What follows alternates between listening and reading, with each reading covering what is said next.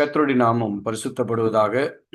இந்த காலைவெளியிலே ஒரு சிறிய தியானத்தை நாம் பார்ப்போம். சங்கீத புஸ்தகம் 37வது சங்கீதத்திலே 4வது வசனம். சங்கீத புஸ்தகம் 37 4வது வசனம்.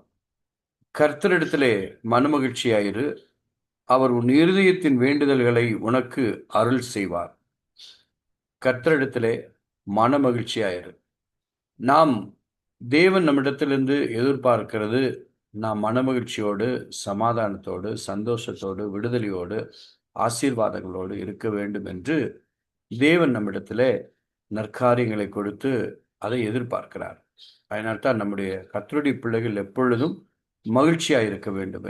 ஏனென்றால் அதற்காகத்தான் அவர் ரட்சித்து நம்மை அவருடைய பாதையிலே நம்மை நடத்தி செல்கிறவராய் இருக்கிறார். பிரசங்கி புஸ்தகத்திலே வாசிக்கும் பொழுது 3:12 சொல்லுகிறது, மகிழ்ச்சியாயிருப்பதும் உயிரோடு இருக்கையிலே நன்மை செய்வதுமே அல்லாமல் வேறொரு நன்மையும் மனுஷனுக்கு இல்லை என்று அறிவித்தார். அப்போ தேவன் நன்மை செய்கிறவராய் ஆண்டவராய் இயேசு கிறிஸ்து 33.5 வருடங்கள் இந்த உலகத்திலே வாழ்ந்த பொழுது 3.5 வருடங்கள் தேவன் நன்மை செய்கிறவராய் சுற்றித் திரிந்தார்.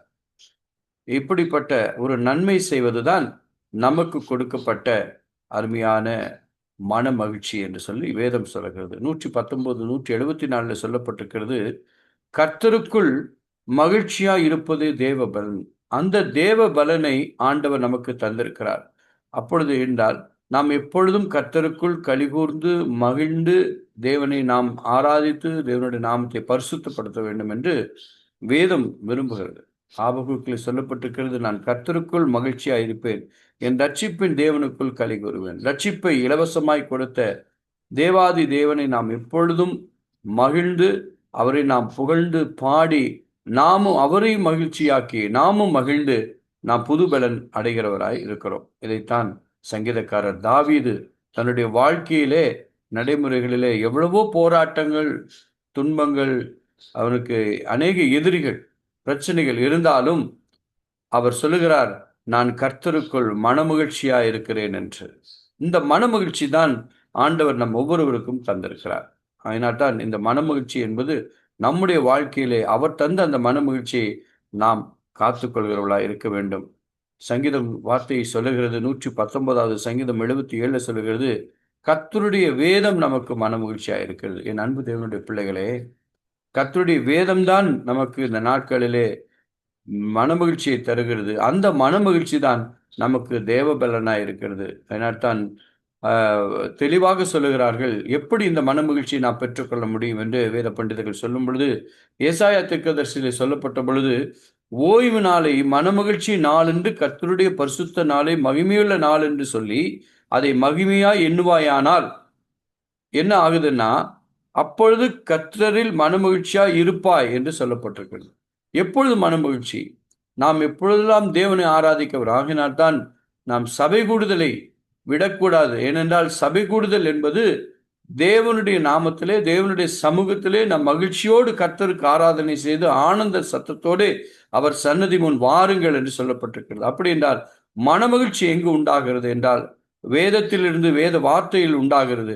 தேவனுடைய சமூகத்திலே ஒரு மனமகிழ்ச்சி உண்டாகிறது. இந்த மனமகிழ்ச்சி தான் நமக்கு ஒரு ஆனந்த ஆர்ப்பரிப்பு, கெம்பீர சப்தத்தோடு தேவனை ஆராதிக்க. அதனால் ஏசாயா தீர்க்கதரிசி தெளிவாக சொல்லுகிறார், ஓய்வு நாளை மனமகிழ்ச்சி நாள், அதுதான் பரிசுத்த நாளாய் ஆசரிக்க நினைப்பாயாக என்று சொல்லி வேதம் சொல்லுகிறது. அதனால் தான் நாம் ஒவ்வொரு முறையும் நாம் ஜெபிக்கும் பொழுது, கர்த்தாவே இந்த பரிசுத்த ஓய்வு நாளை ஆசரிக்க எங்களுக்கு கொடுத்த கிருபைகளுக்காய் நன்மைக்காய் என்று சொல்லி நாம் மகிழ்ச்சியோடு கர்த்தருக்கு ஆராதனை செய்ய அவருடைய சமூகத்துக்கு வருகிறோம், அவருடைய ஆலய பிரகாரங்களே வருகிறோம். அந்த இடத்திலே ஒரு மன மகிழ்ச்சி, எவ்வளவோ சோதனைகளை, எவ்வளவோ வெற்றிகள், எவ்வளவோ தோல்விகள் எல்லாம் காணப்பட்டாலும், தாழ்வுகள், மேன்மைகள், உயர்வுகள் எல்லாம் காணப்பட்டாலும், அந்த 6 நாட்களும் வேலை செய்து 7வது நாட்கள் தேவனுடைய நாமத்திலே நாம் அந்த இடத்திலே தேவனுடைய நாளை, பரிசுத்த நாளை பரிசுத்தமாய் ஆசரிக்க நினைப்பாயாக என்று வேதம் சொல்லுகிறது. அப்படி என்றால் அந்த பரிசுத்த நாளை, ஓய்வு நாளை நாம் ஆசரிக்கும் பொழுது நமக்குள் ஒரு மன மகிழ்ச்சி, நமக்கு என்ன வேதனை இருந்தாலும் தேவனுடைய சமூகத்திலே வந்து நம்ம ஆடி பாடி தேவனுடைய நாமத்தை மகிமைப்படுத்தும் பொழுது நமக்குள் ஒரு மன மகிழ்ச்சி உண்டாகிறது, ஒரு விடுதலை உண்டாகிறது, ஒரு சமாதானம் உண்டாகிறது. நிச்சயமாக என் அன்பு தேவனுடைய பிள்ளைகளே, இந்த மன மகிழ்ச்சியை ஆண்டவர் நம் ஒவ்வொருவருக்கும் தந்திருக்கிறார். இந்த மகிழ்ச்சியை தந்திருக்கிறார். எதற்காக அவர் பாடுபட வேண்டும், எதற்காக அவர் ரத்தம் சிந்த வேண்டும், எதற்காக அவர் மரிக்க வேண்டும், எதற்காக அவர் உயிர் தெழுந்த வேண்டும், எதற்காக ஒரு தேற்றரவாளனை நமக்கு அனுப்ப வேண்டும். அந்த தேற்றரவாளன் நம்ம எப்பொழுதும் அவருடைய ஆலோசனையின்படி, அவருடைய சித்தத்தின்படி நம்மை நடத்தி சென்று மனமகிழ்ச்சியோடு என் பிள்ளைகள் இருக்க வேண்டும், சந்தோஷத்தோடு இருக்க வேண்டும் என்று.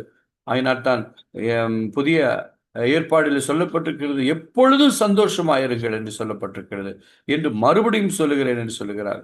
தான் மகிழ்ச்சியா இருப்பதே நமக்கு தேவ பலனாய் இருக்கிறது. இந்த காலவேளையிலே நாம் எல்லோரும் மன மகிழ்ச்சியோடு தேவனுடைய நாமத்திலே அவரை நாம் கூடி ஆராதித்து, இந்த ஜூம் மூலமாக நாம் ஒருவரை ஒருவர் சந்திக்க, தேவனோடு உறவாட, தேவனோடு நம்முடைய அன்பை பகிர்ந்து கொள்ள, இதுவும் ஒரு விதமான மன மகிழ்ச்சியை நமக்கு தருகிறது. இந்த காலை வேளையிலே அவருடைய கிருபையை பெற்றுக்கொண்டு இந்த நாளுக்குரிய ஆசீர்வாதங்கள், இந்த நாளுக்குரிய ஆலோசனைகளை தேவனுடைய சமூகத்திலிருந்து, தேவனிடத்திலிருந்து பரிசுத்த ஆவியானவர் மூலமாக நாம் ஆலோசனை பெற்று நாம் மகிழ்ச்சியோடு கர்த்தருக்கு நாம் ஆராதனை செய்து, மகிழ்ச்சியோடு அவருடைய நாமத்தை புகழ்ந்து பாடி நாம் தொடர்ந்து நம்முடைய ஜீவனுள்ள நாட்கள், அதான் சொல்லுகிறார், கர்த்தரிடத்திலே மனமகிழ்ச்சியா இருப்பதும் உயிரோடு இருக்கையிலே நன்மை செய்வதும் அல்லாமல் வேறொரு நன்மையும் மனுஷருக்கு இல்லை என்று அறிந்தேன் என்று சொல்லப்பட்டிருக்கிறது.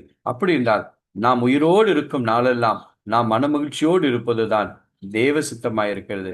அந்த தேவ சித்தத்தை நாம் நிச்சயமாக நாம் நிறைவேற்றுவோம். கர்த்தர் உங்களை மனமகிழ்ச்சியாய் வைத்திருக்கிறார், சந்தோஷமாய் வைத்திருக்கிறார். சஞ்சலங்களும் தவிப்புகளும் ஓடி போக கர்த்தர் மனமகிழ்ச்சியை தந்திருக்கிறார். ஆகையினாலே நித்திய மகிழ்ச்சி உங்கள் மேல் இருக்கிறது, உங்கள் தலையின் மேல் இருக்கிறது.